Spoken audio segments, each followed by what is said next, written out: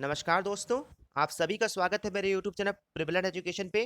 कई सारे छात्रों की लगातार क्वेरीज थी एग्जाम डेट को लेकर। वो जानना चाह रहे थे कि सर आप कोई भी एग्जाम डेट बता दीजिए एक्सपेक्टेड, ताकि उसी हिसाब से हम उसको डेडलाइन माने अपनी तैयारी करें। और कई सारे छात्रों की क्वेरीज थी कट ऑफ को लेकर कि सर आप एक मार्क्स बता दीजिए ताकि उसी हिसाब से हम टारगेट सेट कर लें, इतने मार्क्स हमको लाने हैं सिलेक्शन के लिए। तो आप लोग इस वीडियो में बने रहें, आपके सवालों का समाधान मैं कर रहा हूँ। और आप लोगों में से जो भी स्टूडेंट पहली बार हमारे चैनल पे विजिट कर रहे हो, अगर आपके मन में भी कुछ ऐसे ही सवाल हैं तो आप कमेंट सेक्शन में अपने सवालों को लिखिए, आपके सवालों का समाधान किया जाएगा। ठीक है, जो भी नेक्स्ट वीडियो बनाया जाएगा। ये हमारा टेलीग्राम चैनल दिख रहा है, इसमें मैं आपको स्टडी मटेरियल्स प्रोवाइड कर रहा हूँ एग्जाम पॉइंट ऑफ व्यू से, जो आपके लिए इंपॉर्टेंट है। और अभी मैंने इसमें किरण पब्लिकेशन की बुक प्रोवाइड की है, 12,000 क्वेश्चन आपको प्रैक्टिस के लिए मिलेंगे। और आदित्य पब्लिकेशन की हिंदी की किताब भी मैंने इसमें प्रोवाइड कर दी है। इसमें चैप्टर बाई चैप्टर एक्सप्लेन भी किया गया है और क्वेश्चंस भी दिए गए हैं। इसके अलावा डेली आपको वर्ड पावर में प्रोवाइड करता हूँ द हिंदू न्यूज़पेपर का। ठीक है, इसका पीडीएफ भी मैं आपको प्रोवाइड करता हूँ। और आपको डेली करंट अफेयर और मंथली करंट अफेयर भी मैं आपको प्रोवाइड करता हूँ। आपके एग्जाम पॉइंट ऑफ व्यू से सभी करंट अफेयर्स और सभी स्टडी मटेरियल सब आपके एग्जाम पॉइंट ऑफ व्यू से जो भी रिलेवेंट है सब आपको प्रोवाइड किया जाता है फ्री ऑफ कॉस्ट। ठीक है, मैंने इन्वायरमेंट का भी आपको स्टडी मटेरियल दे दिया है, एग्रीकल्चर का भी दे दिया है, तो आप लोग इसका लाभ उठा सकते हैं। टेलीग्राम चैनल की लिंक डिस्क्रिप्शन बॉक्स में दी हुई है, अपने दोस्तों के साथ आप शेयर कर सकते हैं और आप इसको ज्वाइन भी कर सकते हैं और गरीब छात्रों के साथ भी इसको आप शेयर कर सकते हैं। तो देखिए एग्जाम डेट के बारे में आपको बता देना चाहता हूँ। देखिए हालांकि जब तक फॉर्म पूरा कंप्लीट नहीं होता, पूरा फिल नहीं हो जाता, तब तक मीटिंग में तब तक मीटिंग नहीं होती है और ये मीटिंग में ही डिसाइड किया जाता है कि आपका एग्जाम कब तक हो सकता है। ठीक है, तो एक बार आपको अनुमानित बता दे रहा हूँ। ठीक है, देखिए मैं आपको दो डेट बता दे रहा हूँ। चांसेस कम है कि आपका अक्टूबर स्टार्टिंग में आपका एग्जाम होगा। ठीक है, मतलब 10 अक्टूबर के पहले। कुछ लोगों से सुनने में ये आया है कि आपका एग्जाम 10 अक्टूबर के पहले हो जाएगा, और कुछ लोगों से सुनने में ये आया है कि अक्टूबर थर्ड वीक, अक्टूबर लास्ट में होगा। ठीक है, तो मैं आपसे यही कहूंगा कि आप नवंबर मान के या दिसंबर मान के या जनवरी मान के अपनी तैयारी मत करिए। आप एक डेडलाइन सेट कर लीजिए खुद के लिए, 4-5 अक्टूबर आप डेडलाइन सेट कर लीजिए। आप डेडलाइन ये सेट कर लीजिए कि हर हालत में हमारा कोर्स, हमारा सिलेबस 4-5 अक्टूबर तक खत्म हो जाना चाहिए। हर हालत में 4-5 अक्टूबर तक आपका सिलेबस कंप्लीट हो जाना चाहिए।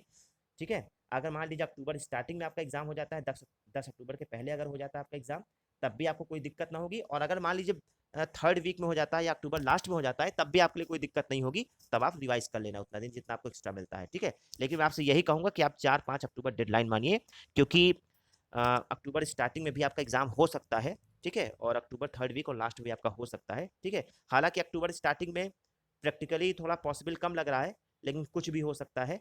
ठीक है, तो आपसे मैं यही कहूंगा कि 4-5 अक्टूबर आप डेडलाइन मानिए। ठीक है, बाकी जैसे ही इसकी एग्जैक्ट इन्फॉर्मेशन मिल जाएगी, जैसे मीटिंग मीटिंग हो जाएगी, ठीक है, मैं आपको बता दूंगा कि आपका एग्जाम कब तक होगा। ठीक है, एग्जैक्ट मैं आपको डेट बता दूंगा। ठीक है, तो आप लोग से मैं यही कहूंगा 4-5 अक्टूबर ही डेडलाइन आप मानिए और अपनी तैयारी पूरी कर लीजिए 4-5 अक्टूबर तक। रही बात कट ऑफ को लेकर, तो देखिए कट ऑफ पहले से बताया नहीं जा सकता। ठीक है, हो सकता है इस बार पेपर बहुत टफ आ जाए। ठीक है, हो सकता है कि पेपर बहुत आसान आ जाए, तो पेपर को देखने के बाद ही कट ऑफ प्रेडिक्ट किया जा सकता है। लेकिन ठीक है, पिछले 3-4 साल में जो भी आपके एग्जाम हुए हैं, ठीक है, पिछले जो आपकी जितनी वैकेंसीज आई हैं आर की, उस आधार पर मैं आपसे यही कहूँगा कि कितना भी हो 80% से नीचे तो आप टारगेट मत करिए अगर आप फाइनल सिलेक्शन चाहते हैं तो। ठीक है, 80% से कम आपके मार्क्स नहीं होने चाहिए। अगर 80% आपके मार्क्स आ जाते तो आपका फाइनल सिलेक्शन हो जाएगा। ठीक है, चाहे आप वो 200 में से लें, चाहे आप 250 में से लें। ठीक है, और इतना सोचे कि पार्ट वन में आपका 160 नंबर अगर आ जाता है और टाइपिंग में आपका 40-45 नंबर अगर आपका आ जाता है, तो आपका फाइनल सिलेक्शन हो जाएगा। ठीक है, ये मैं एआरओ की बात कर रहा हूँ। ठीक है, एआरओ की बात मैं इसलिए कर रहा हूँ 160 नंबर की, क्योंकि आपको पता है पिछली बार 1,80,000 फॉर्म फिल हुए थे, लेकिन इस बार मुझे लग रहा है कि कम से कम 4.5-5 लाख से नीचे फॉर्म फिल नहीं होंगे। ठीक है, तो कंपटीशन भी बढ़ गया है 3 गुना और बेरोजगारी चरम पर है, तो इस हिसाब से 80% आप टारगेट रखिए। ठीक है, जितना सेफ चलेंगे उतना आपके लिए फायदा रहेगा बाद में। ठीक है, और रही बात आरओ के लिए, तो आरओ के लिए तो मैं आपसे यही कहूँगा कि 170 के नीचे कुछ भी मतलब 170 तो आप लाइए ही अगर आप आरओ में सिलेक्शन लेना चाहते हैं, क्योंकि आरओ की वैकेंसी कम है। ठीक है, तो 170। ठीक है, देखिए ये मैंने आपको एक अनुमान बता दिया है। ठीक है, क्योंकि अभी तो जब तक पेपर ना देख लो, जब तक पेपर का आपको लेवल ना पता चले, तब तक एग्जैक्ट कट ऑफ बताना बहुत मुश्किल है। ठीक है, इलाहाबाद हाईकोर्ट की कट ऑफ वैसे भी आपको पता है कि कभी भी प्रेडिक्शन के अकॉर्डिंग सही नहीं निकलती है।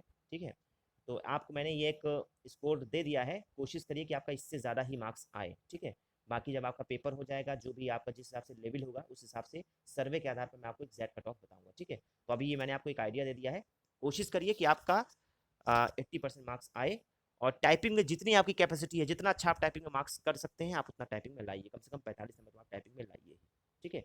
तो इस वीडियो में इतना ही। यदि आप चाहते हैं कि आपको ऐसे ही रेगुलर वीडियोस मिले तो आप हमारे यूट्यूब चैनल को सब्सक्राइब करिए।